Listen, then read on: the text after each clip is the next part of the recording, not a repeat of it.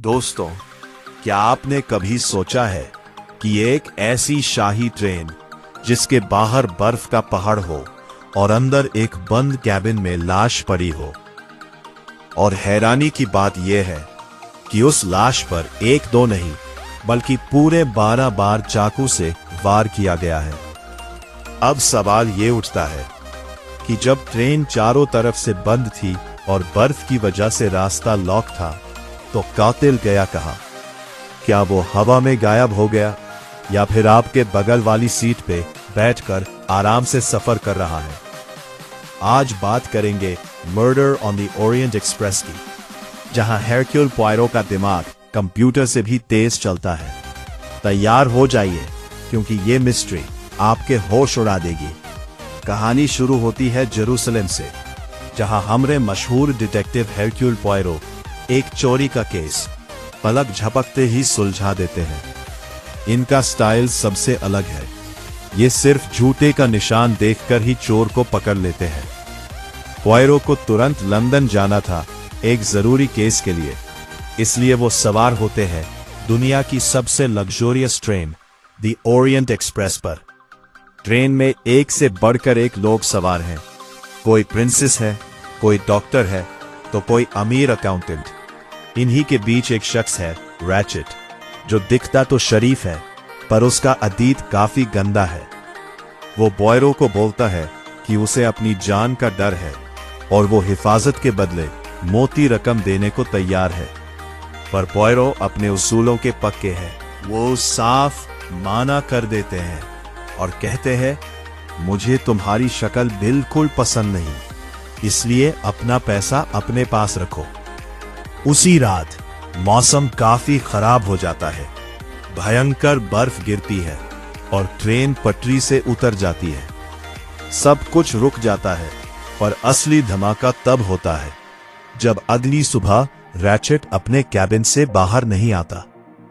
पोयरो और उनके दोस्त बोक जब दरवाजा खुलवाते हैं तो देखते हैं कि रैचेट का खून हो चुका है।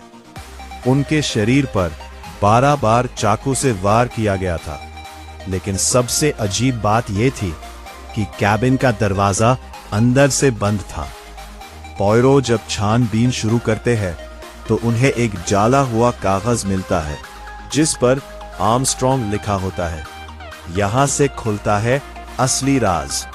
मारा हुआ बंदा रैचेट नहीं बल्कि कसेट्टी था, एक दरिंदा जिसने सालों पहले एक नन्ही बच्ची डेजी आर्मस्ट्रॉन्ग का अपहरण करके उसे मार डाला था।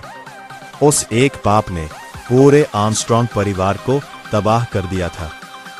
पोयरो अब एक एक करके सभी 12 मुसाफिरों का इंटरव्यू लेना शुरू करते हैं और हर किसी की कहानी में झूठ साफ नजर आता है। कोई बोलता है वो सो रहा था, तो कोई कहता है उसने लाल कपड़ों में किसी अजनबी को भागते देखा। पोयरो को ट्रेन में एक कंडक्टर की यूनिफॉर्म और एक लाल रंग का जापानीज किमोनो भी मिलता है, जो सबको गुमराह करने के लिए छुपाया गया था। प्रिंसेस ड्रैगोमिरोव का रुमाल मिलता है, डॉक्टर आर्बुथनॉट की पाइप क्लीनर मिलती है और मैकक्वीन के पास अधूरे अकाउंट्स होते हैं।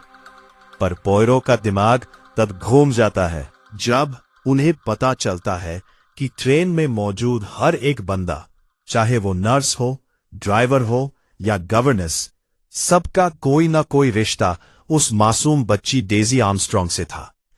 ये पूरा मामला एक पारिवारिक बदले जैसा लगने लगता है। अब आती है सबसे बड़ी बात।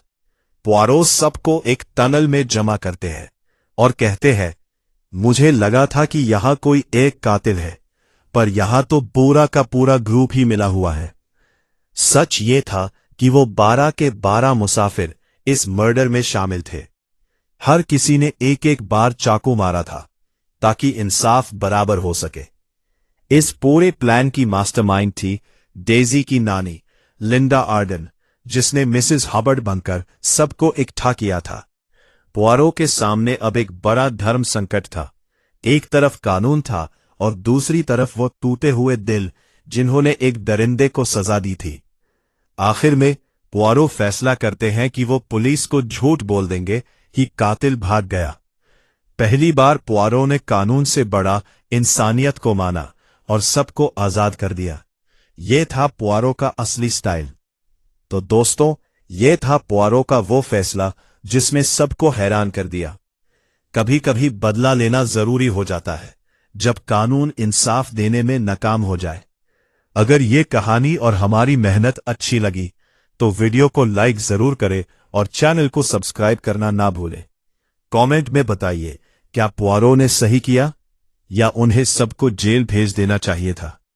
मिलते हैं अगली शानदार कहानी में।